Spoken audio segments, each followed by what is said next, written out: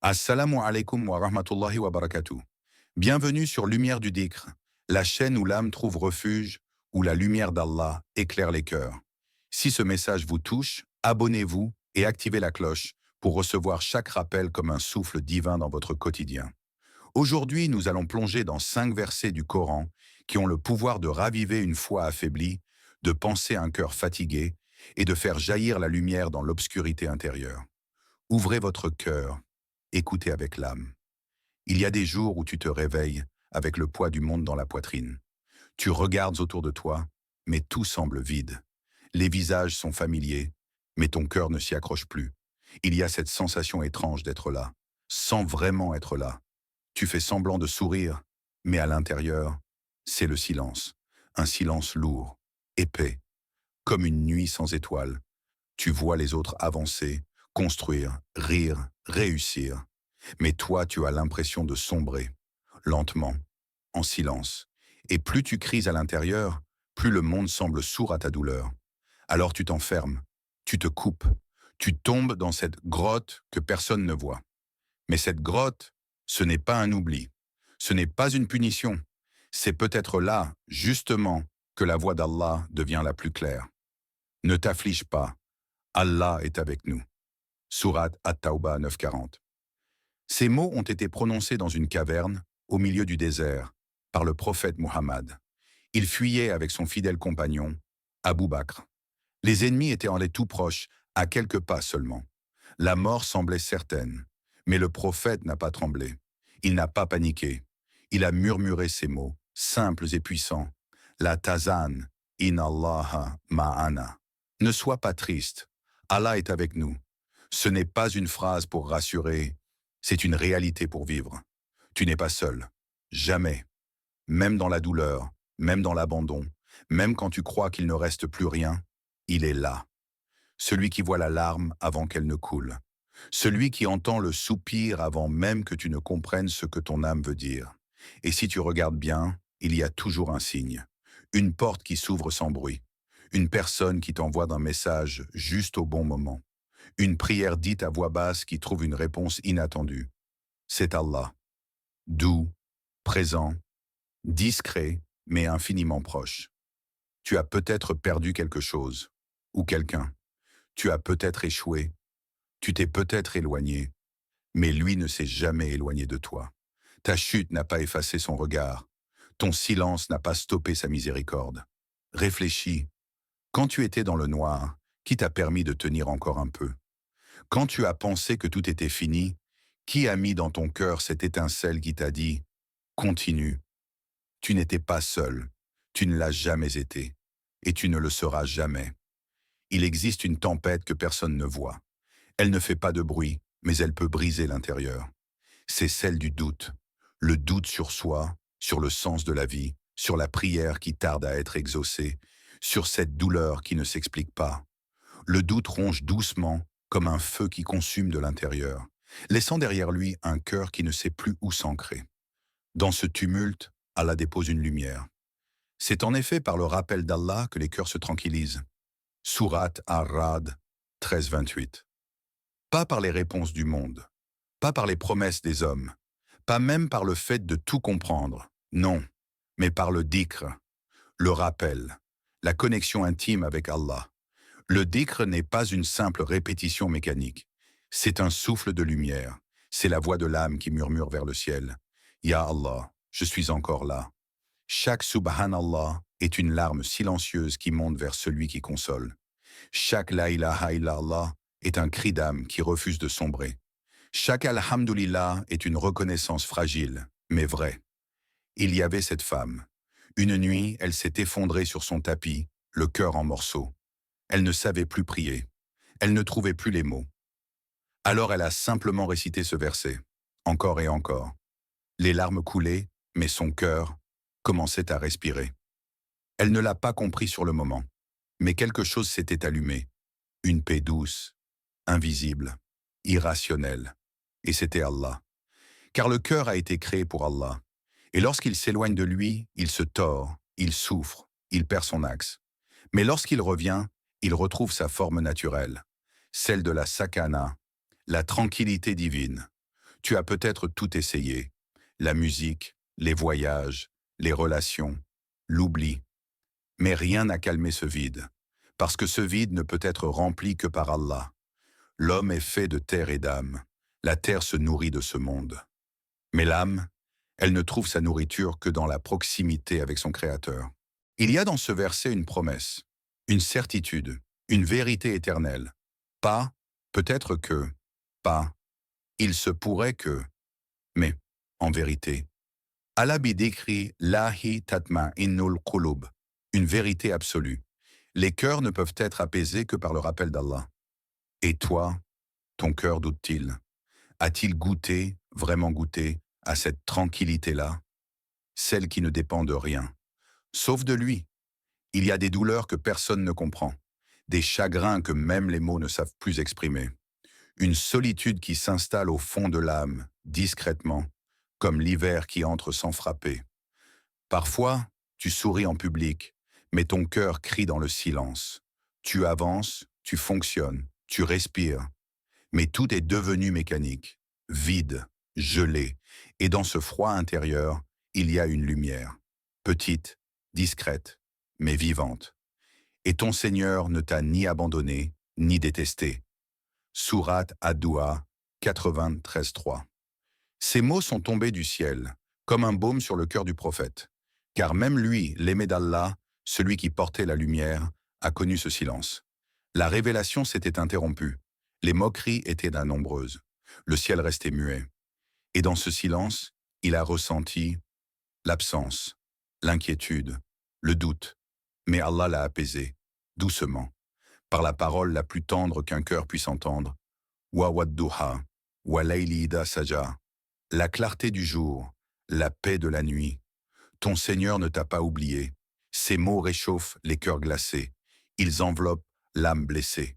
Parce que ce que tu ressens aujourd'hui, ce sentiment d'éloignement, d'abandon, de vide, n'est pas une preuve de rejet. C'est peut-être même l'appel d'Allah pour que tu reviennes vers lui plus sincèrement qu'avant. Le silence d'Allah n'est jamais un désintérêt.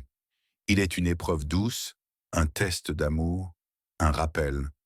Quand tu n'as plus rien, tu regardes vers le ciel. Et c'est souvent là que commence la vraie conversation.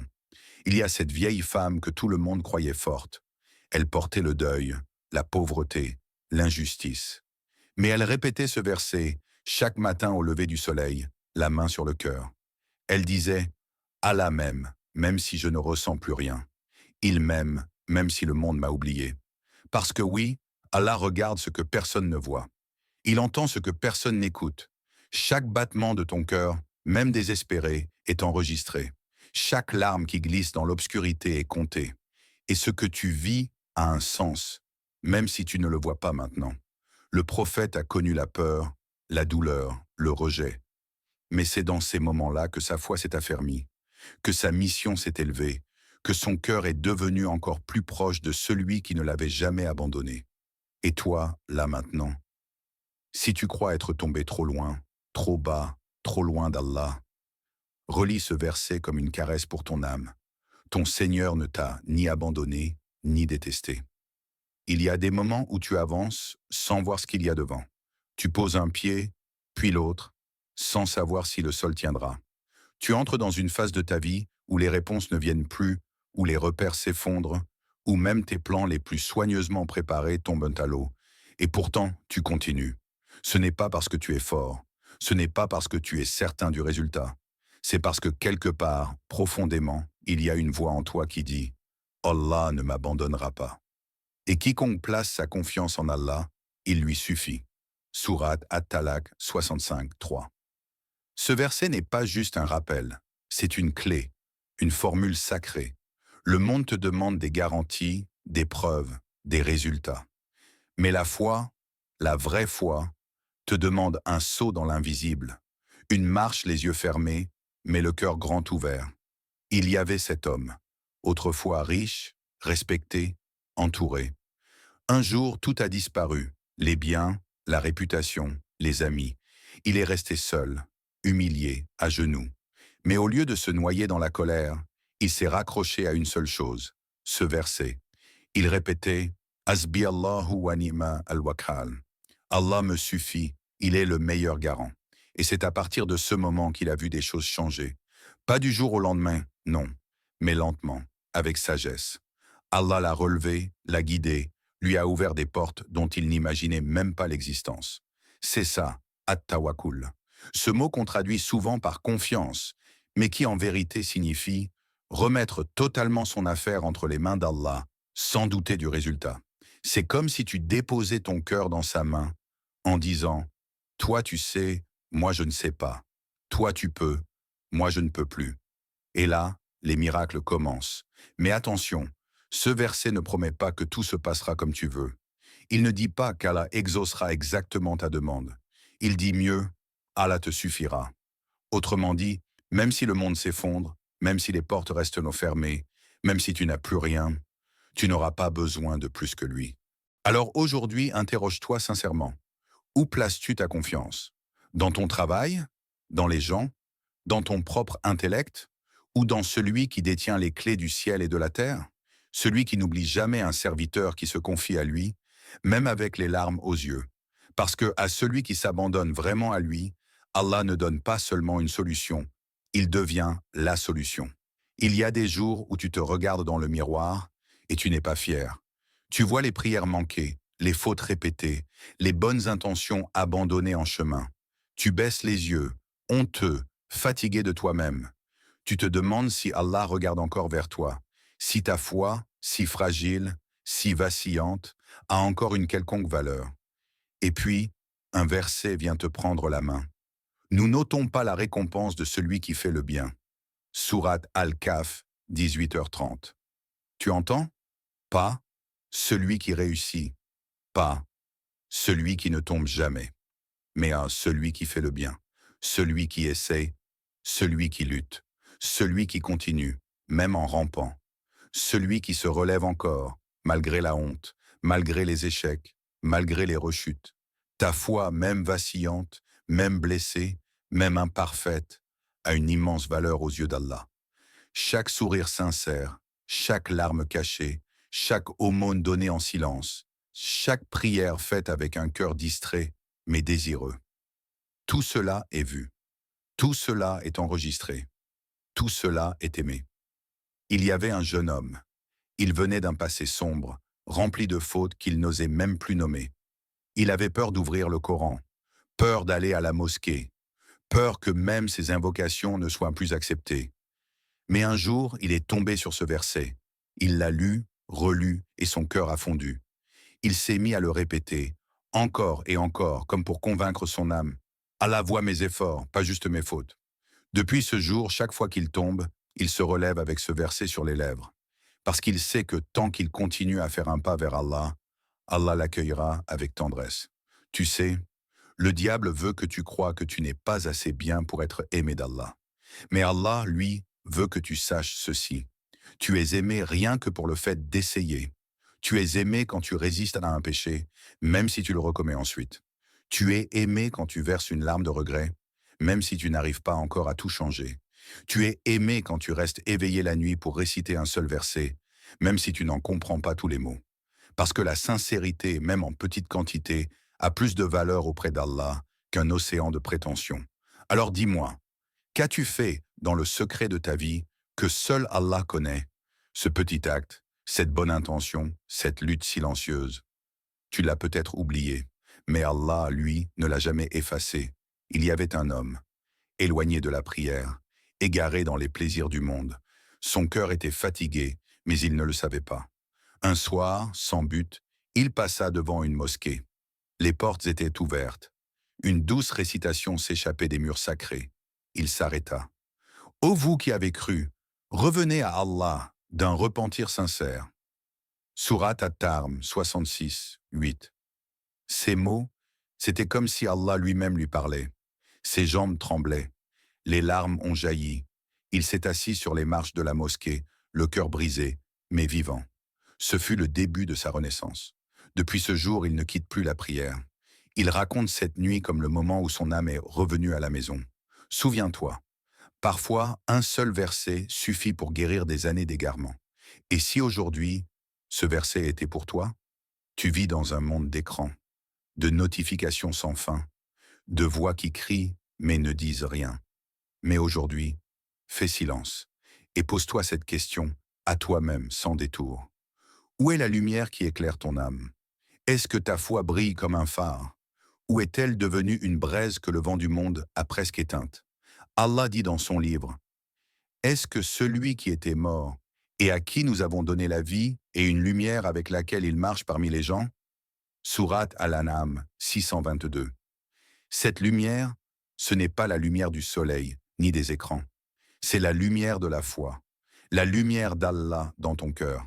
Et sache ceci, même si elle semble faible, elle ne s'éteint jamais complètement.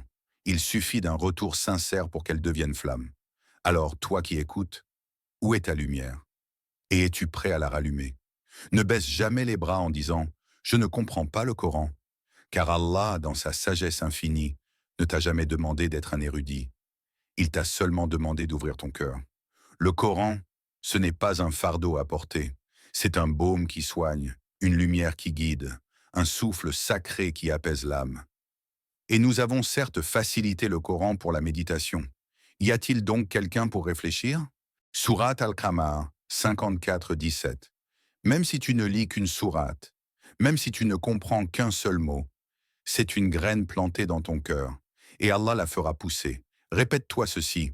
Chaque verset lu avec sincérité, chaque lettre récitée avec amour, est une porte vers le paradis. Alors prends le Coran comme un ami. Lis-le, même lentement. Médite, même en silence. Et tu verras que chaque mot est un pansement, un rappel doux, un miroir pour ton âme. Ferme les yeux maintenant. Respire doucement. Laisse l'air remplir ton être, lentement, avec douceur. Permets à ces paroles sacrées de descendre en toi comme une pluie douce qui nourrit un sol assoiffé. Laisse ces versets résonner, vibrer en silence, tel un chant intérieur que seul ton cœur peut entendre. Souviens-toi que celui qui ne t'a jamais quitté est là, tout près, dans chaque battement de ton cœur, dans chaque souffle, dans chaque pensée qui cherche la paix. En vérité, ceux qui disent « Notre Seigneur est Allah », puis qui tiennent fermement sur le droit chemin, les anges descendent sur eux et leur disent « Ne craignez rien et ne soyez pas affligés ». Sourate Fusila 41-30. Ce message, doux comme une caresse divine, est pour toi qui as marché dans l'obscurité, pour toi qui as douté, pour toi qui cherches encore la lumière. Si ton cœur a vibré à ces mots, alors abonne-toi à la lumière du dhikr, pour continuer ce chemin ensemble, pour faire grandir cette lumière dans chaque âme qui écoute. Partage cette lumière, ce souffle de paix, avec un frère, une sœur, un proche, car la lumière se multiplie quand on la partage. Et surtout, ne laisse pas ces versets s'éteindre dans le silence. Répète-les, médite-les, vis-les, car la foi, cette lumière au fond de toi, ne meurt jamais. Elle attend seulement d'être réveillée. Qu'Allah vous bénisse tous, qu'il vous guide vers la lumière et la paix. Assalamu alaikum wa rahmatullahi wa barakatuhu.